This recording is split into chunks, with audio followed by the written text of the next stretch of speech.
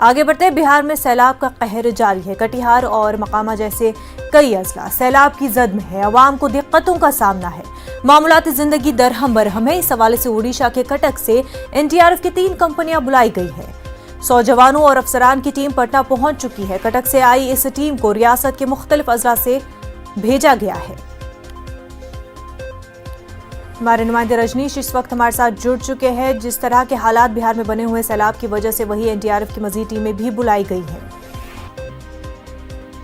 जी बिल्कुल, देखिए बिहार में अगर बात करेंगे तो गंगा जिस तरह से कहर बता रही थी, तो गंगा के जलस्तर में पिछले 48 घंटे से जो है कमी देखी जा रही है और हर घंटे तकरीबन 1.5 से 2 सेंटीमीटर जो पानी है वो कम हो रही है।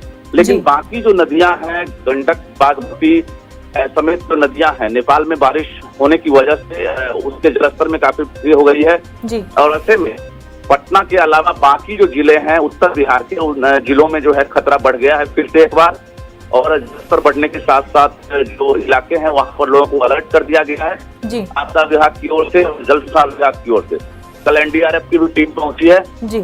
साथ ही राज्य सरकार की तरफ से जो एसडीआरएफ के बोट है उसकी संख्या भी लगातार बढ़ाई जा रही है जी। पूरी तरह से बिहार अभी अलर्ट पर है। बता रहे आपको कि तकरीबन 30 लाख लोग बेघर हो गए हैं जी। और अब तक राज्य में 16 लोगों की बाढ़ की वजह से मौत हो चुकी है।